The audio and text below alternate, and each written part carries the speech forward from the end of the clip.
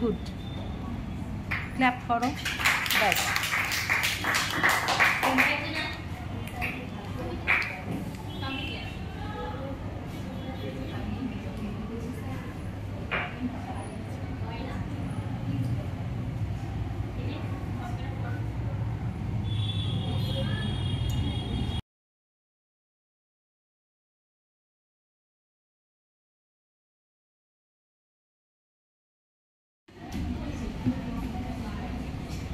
Plastic bottle সবসময় আমরা use করি, কোথায় ফেলতে হবে?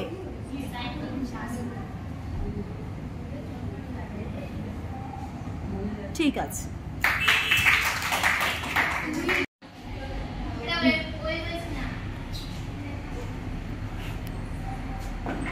এবার ঠিক হয়েছে।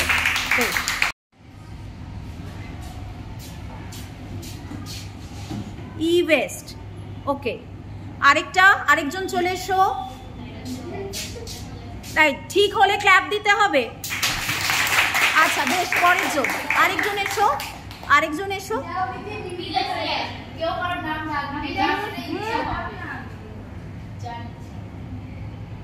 তাড়াতাড়ি, টাইম চলে যাচ্ছে।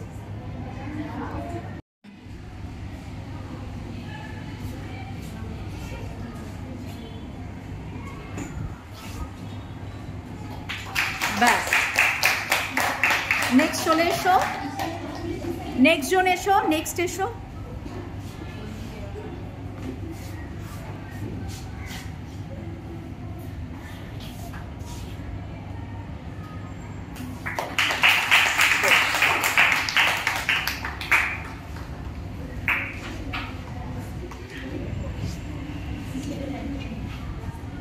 যে কোনোটা তোলো, অত ভাবার কিছু নেই।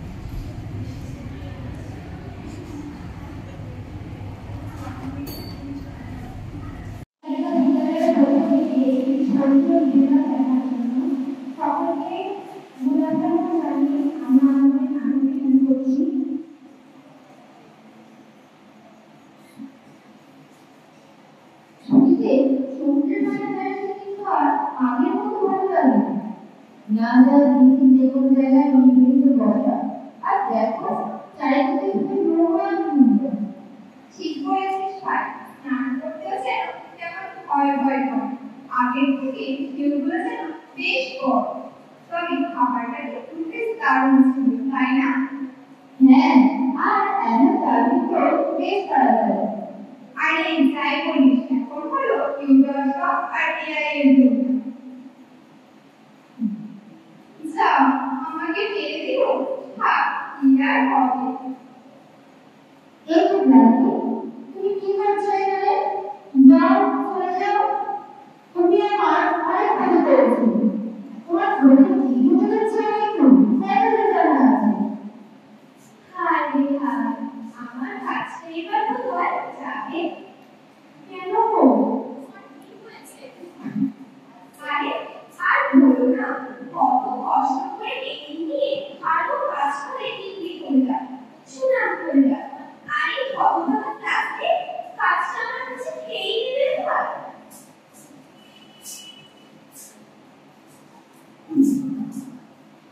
ইস, খাবার নিয়ে আসতে আসতে একটু দেরি হলো।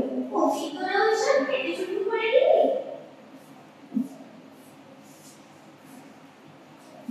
মাঝে খেতে পারি, মানুষরা সময় তো করে কেন? আমরা তো তাদের কোনো ক্ষতি করিনি। প্রাকৃতিক তোমাকেও ছাড়েনি। আমি কি সাধারণ নাও কাজ প্রত্যেকদিন সমুদ্রে মানুষের সব বোতল প্লাস্টিক হয়ে যাবে। আমার বাচ্চারা এত অসুখ বুঝতো, খাবার ভেবে খেয়ে গলায় আটকিয়ে তারপর ব্যাস আমার বাচ্চার গল্প শেষ। যা এরকম চলতে থাকলে তো আমার ধ্বংস হয়ে যাবে। আমারও তো সেই একই হাল। আর আমাদের তো প্লাস্টিকের জন্য আমার শেকড়গুলো ভালোভাবে মাটিতে ঢোকাতেই পারছি না, আর জল আবারও পাচ্ছি না, না কেঁদে পেয়ে দিন কাটছে। তোমরা কবে যে ছেড়ে বন্ধুদের করবো কে জানে। আর বলো না, মাটি ফেলবে আমার বিরাট দরকার। এটাকে রাস্তায় বসে থাকে। আর শুধু তাই নয়, চাষি ভাইদের কাছে কত ক্ষতি হচ্ছে, কাজও যাচ্ছে আর বাসাও যাচ্ছে। কেউ আর আমাকে ভালো বন্ধু বলবে না, ওই সবার শত্রু প্লাস্টিকের জন্য। আমি তো বেশি দূর করিনি, তাই খাবার ফেলে প্লাস্টিককেও কখনো কখনো ঘরে নিয়ে চলে আসি। একটা প্লাস্টিকের টুকরো খেয়ে আমার গলায় কি যে ব্যথা হয়েছিল তার কি বলি। তারপর থেকে খাবার বেছে বেছে আনতে হয়, যাতে প্লাস্টিক চলে না আসে। আচ্ছা, এবার কি তোমরা আমার কিছু বলতে দেবে? দাঁড়াও দাঁড়াও, তুমি আবার কি করবে প্লাস্টিক? যত নষ্টের গোড়াটা তুমি, আমার কিছু ব্যাপার আছে। হ্যাঁ দাদা, এসো এসো, তোমার তো বাড়ি থেকে তাড়া করেছে ওই প্লাস্টিক। জানো, আমাকে আমার পরিষ্কার পরিচ্ছন্ন বাড়ি ছেড়ে নোংরা নরকমে থাকতে হচ্ছে। দুঃখের কথা কি আর বলি, বৃষ্টির মায়া যদি যদি আমার কাছে থাকে তাহলে তো আর ব্যাপারই নেই। দেখলে আমাকে বসতে হয়, মানুষরা যখন কেবল রোগ চাই করে, তাই মানুষরা যখন ঘরেরা দাঁড়িয়ে কষ্ট পায়, ডেঙ্গি ম্যালেরিয়া মরে, তখন কি যে আনন্দ হয়। আচ্ছা, তোমরা যে আমাকে দোষ দিচ্ছ, আসলে তো এই মানুষরা, ওরাই তো আমাদের যেখানে সেখানে যখন তখন ছুঁড়ে ফেলে উড়িয়ে দেয়। ওরাই তো যত ঝামেলা পাকাচ্ছে। আমি তো ভালো করতে এসেছিলাম, এখনো তোমাদের ভালোই চাই। তোমরা যদি আমাকে ঠিকভাবে ব্যবহার করো, তাহলে আমি তোমাদের কোনো ক্ষতি করবো না।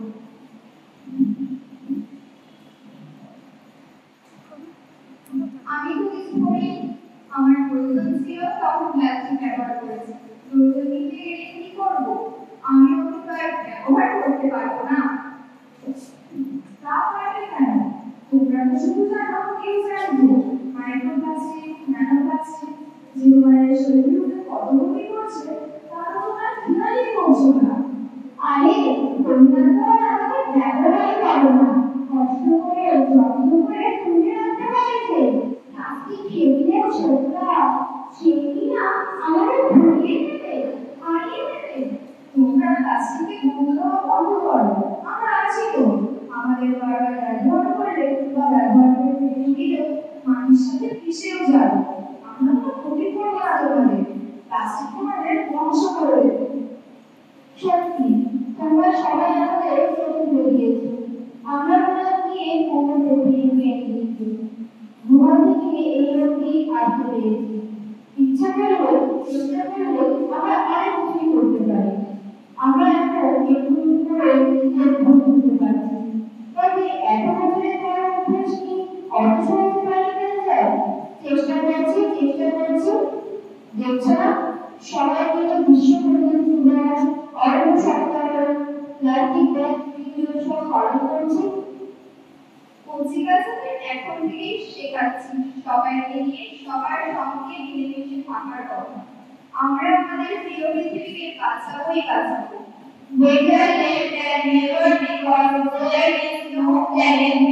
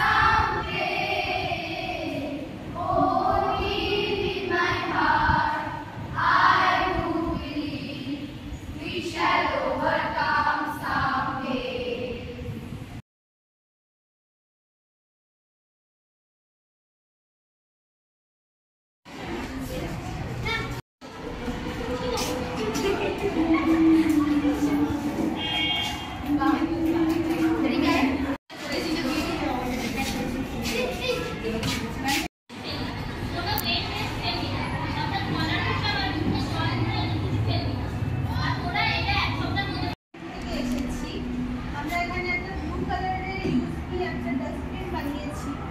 ব্লু এর এখানে সিম্বলিজম আমরা এখানে দেখাতে চেয়েছি। আমরা এখানে ড্রাই ওয়েস্ট ফেলবো, কাগজ, ফুড র্যাপার, এইসব জিনিস।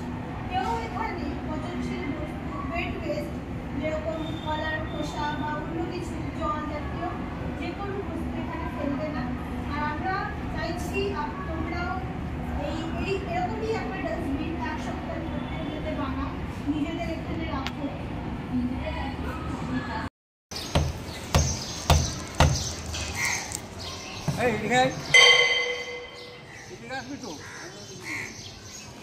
ফটো যাবে ওখানে।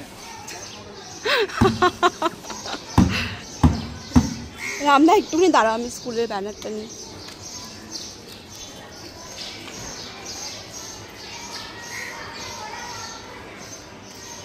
ঠিক আছে, থ্যাংক ইউ।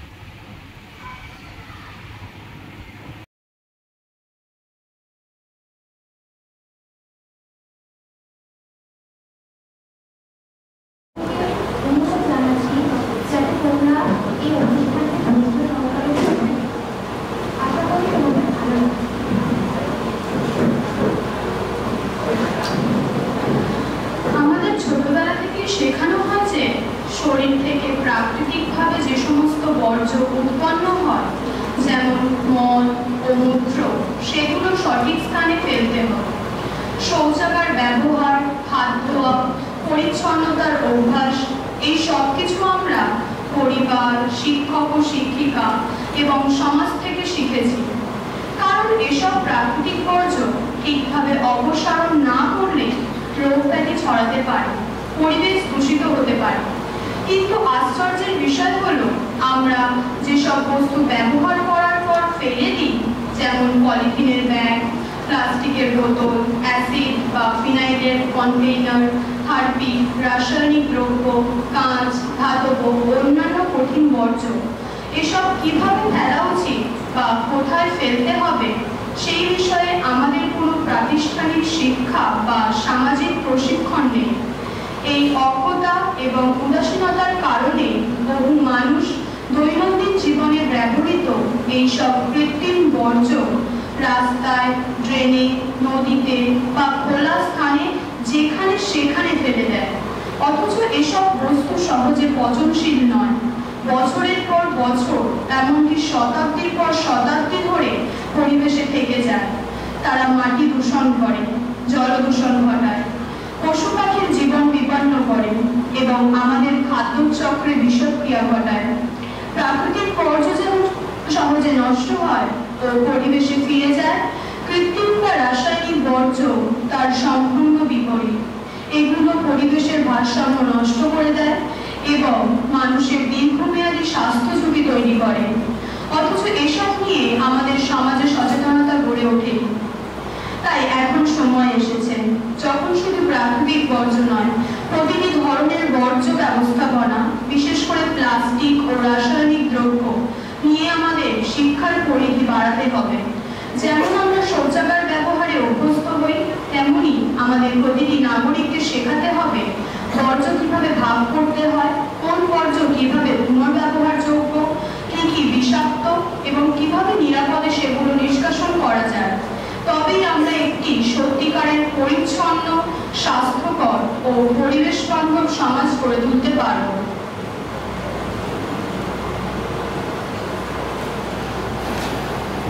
জীববিজ্ঞানীরা বলেছেন মেগা হার্বিভোরাস প্রাণী হাতি। জঙ্গলে হাতির মূল কাজ খাওয়া। যতক্ষণ জাগবে 80% সময়ই খাবে। তার দেহের জন্য প্রতিদিন 80,000 ক্যালোরি খাবার প্রয়োজন। অত্যন্ত 150 কিলোগ্রাম খাবার থেকে এই শক্তি মিলবে। এই প্রাণী ঝোপঝাড়, ঘাসপাতা, ফলমূল, ডালপালা থেকে গাছের বাকলাও খেয়ে নেয়। তবে হাতিদের পাচনতন্ত্র দুর্বল। যা খায় তার মাত্র 44% বর্জ্য হয়। ফলে জঙ্গলে হাতির বর্জ্য বিরল নয়। এই বর্জ্যের মধ্যে দিয়ে সে বিভিন্ন বীজ জঙ্গলে ছড়িয়ে দেয়। এতে গাছের বংশবৃদ্ধি হয়, জঙ্গল বাড়ে, ঘন হয়। কেরলের কোলম্বিকুলম বাঘবন সংলগ্ন জনজাতি অধ্যুষিত এলাকায় কয়েকদিন ধরেই জঙ্গলের এই আইকনিক স্পিসিস এসে রেস্তোরাঁর খাবার খেয়েছে। মুরগি কষা, মশলাদার ডিম, চাপাটি, কেরল পরোটা মুখে হয়েছে। বিষয়টি কৌতুকর নয়, মর্মান্তিক এবং বিপজ্জনক। পর্যটকের অনুগ্রহে বাদর, কাঠবিড়ালি প্রভৃতি ইতিমধ্যে চিপস, নুডলসে আসক্ত হয়েছে। এদের ফাস্ট ফুড রুচি কারণ আমিষ ভক্তি বা রান্না করা খাবার নয়, বরং নোনতা, যা বুনোদের খুব প্রিয়। বহুদিন ধরে এশীয় হাতিদের আবর্জনা খাওয়ার অভ্যাস নিয়ে সংরক্ষণবিদেরা চিন্তিত। বিভিন্ন পশুর ক্ষেত্রে এই সমস্যা নিয়ে গবেষণা চলেছে ও জানা যাচ্ছে এতে স্বাস্থ্যহানি, আচরণের অবনমন হচ্ছে। দেখা গিয়েছে আবর্জনার স্তূপ থেকে খাবার সংগ্রহ করায় তাদের বড় জায়গায় ছড়িয়ে পড়ার প্রবণতা কমে।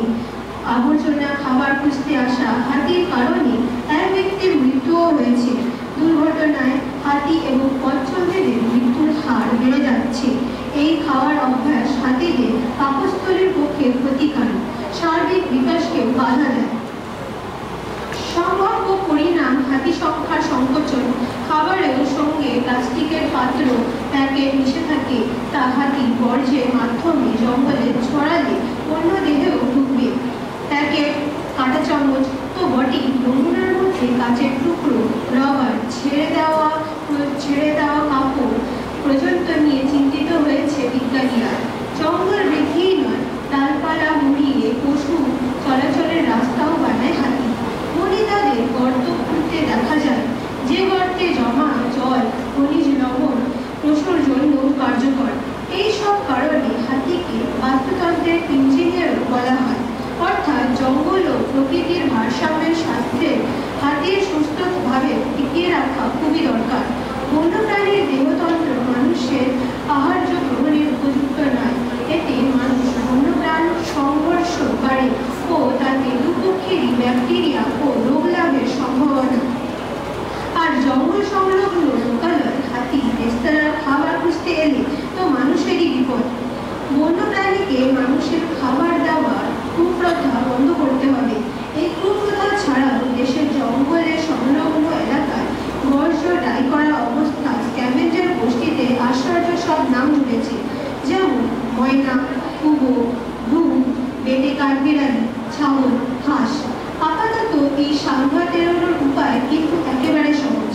বনের কাছাকাছি লোকালয়ে রেস্তোরাঁ বা বাকি বর্জ্যকে পশু নিরোধক পাত্রে নির্দিষ্ট সুরক্ষিত স্থানে ঢেকে রাখা, প্লাস্টিক এবং কঠিন তরল পদার্থের পৃথকীকরণ, ময়লা গাড়ি আসার সময় সেগুলো বাইরে আনা, কঠিন তরল বর্জ্য আলাদা করতে অনীহার কারণে মানুষের উপড়ে দেওয়া গ্রীষ্ম প্রবাহিত হয়ে চলে আর জলাশয়, নদী, নালা আর সমুদ্রের দিকে। মানুষ যে পৃথিবী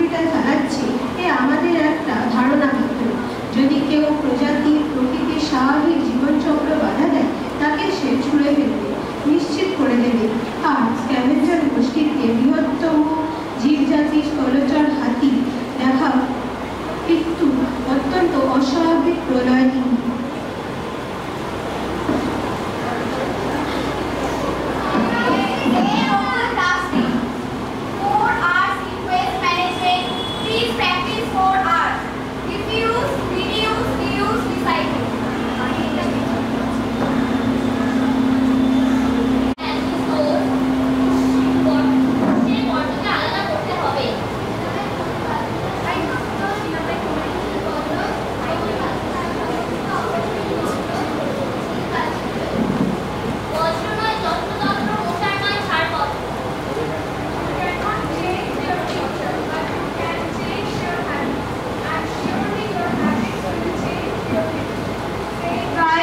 Dr. APJ Abdul Kalam. You cannot change your future, but you can change your habits, and surely your habits will change your future. Said by Dr. APJ Abdul Kalam.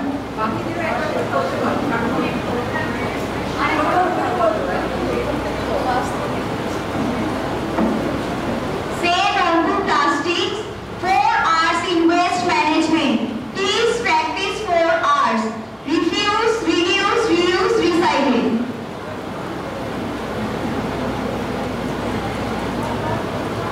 Say no to mixed waste for a clean and green environment. Segregate at the source. উৎসের বর্জ্যকে আলাদা করতে হবে। ভেদাভেদ থাকুক বালতিতে, সমস্ত পচনশীল বজ্র সবুজ বালতিতে আর সমস্ত অপচনশীল বজ্র নীল বালতিতে ফেলুন। বজ্র নয় যন্ত্রতন্ত্র, মশার নয় ছাড়পত্র।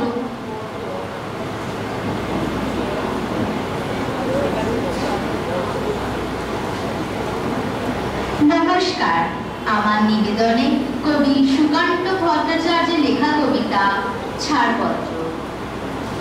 যে শিশু ভূমিষ্ঠ হলো আজ রাত্রে, তার মুখে খবর পেল সে পেয়েছে ছাড়পত্র এক। নতুন বিশ্বের দ্বারে তাই ব্যক্ত করে অধিকার, জন্মমাত্র সুতীব্র চিৎকারে। খর্বদেহ নিঃসহায়, তবু তার মুষ্টিবদ্ধ হাত উত্তোলিত উদ্ভাসিত কি এক দুর্বদ্ধ প্রতিজ্ঞায়।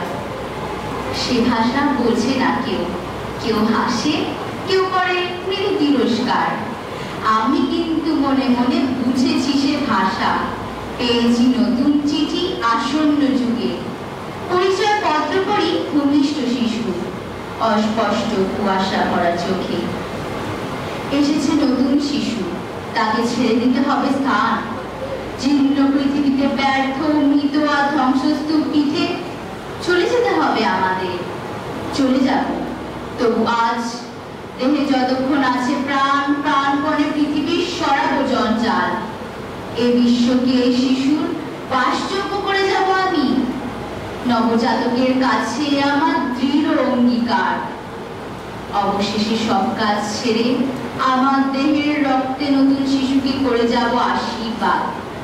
তারপর হব ইতিহাস। এখন আমরা সবাই শপথ গ্রহণ করব, তাই আমি সকলকে উঠে দাঁড়াতে অনুরোধ করছি।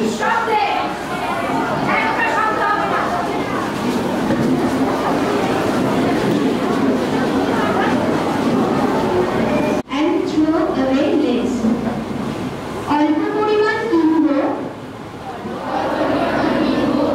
ব্যবহারের স্বল্পতা অভ্যাস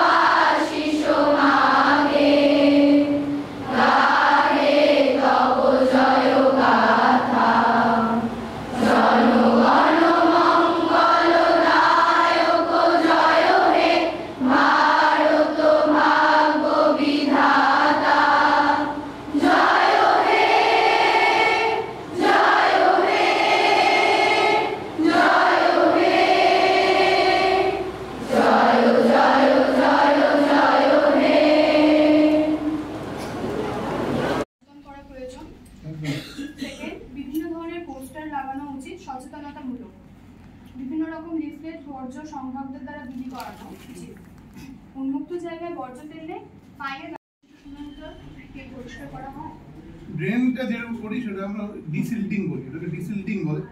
ডিসিল্টিং ইন দ্য সেন্স যখন বিভিন্ন ধরনের মাটি অথবা বিভিন্ন ধরনের আরো যে ওয়েস্ট প্রোডাক্টগুলো রয়েছে ওগুলো রাস্তায় জমে থেকে অনেক সময় এই ড্রেনগুলো ব্লক করে দেয়, যার ফলে যখন বৃষ্টি হয় তখন এই জলগুলো ড্রেনের মধ্যে দিয়ে পাস করতে না পারার কারণে জল জমে যায়।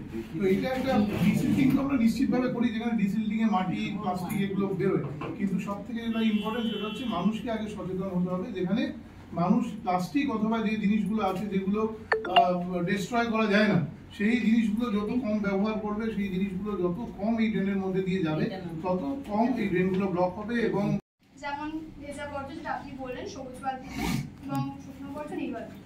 আচ্ছা, কোনো পার্ক বা উদ্যানে চার্নিং মেশিনের ব্যবহার করা উচিত, যেটাতে বায়ো কম্পোস্টার ব্যবহার করে উৎপন্ন পদার্থকে সার হিসাবে ব্যবহার করা যায়। আচ্ছা, এলাকার প্রচার অভিযানে ব্যবস্থা করা উচিত। আবর্জনা সংগ্রাহকদের যারা আবর্জনা সংগ্রহ করবেন তাদেরকে প্রশিক্ষণের ব্যবস্থা দেওয়া উচিত, যাতে তাদের মাধ্যমে আমরা সচেতন করতে পারি যে জল জমলে ডেঙ্গুর পরিমাণ বাড়বে, বিভিন্ন রকম মশাবাহিত রোগের পরিমাণ বাড়বে, এইসব সচেতন করা। পারফেক্ট, এগুলো আমরা মানে প্রত্যেকটাই করে থাকি। বাট আমি আবারও সেই একই কথাই যাচ্ছি, মানুষ যতক্ষণ না সচেতন হবে, এইগুলো এই পয়েন্টসগুলো লেখা এবং এই পয়েন্টসগুলো তোমরা হয়তো মানে একদিন প্র্যাকটিস করবে, দুদিন প্র্যাকটিস করবে, বাট মানুষকে এই জিনিসটাকে বোঝাতে হবে। মানুষকে চ্যারিটি বিগিনস এট হোম। আমার ওয়ার্ডে এখানে করে না, যারা এখানে থাকে 86 এ থাকে,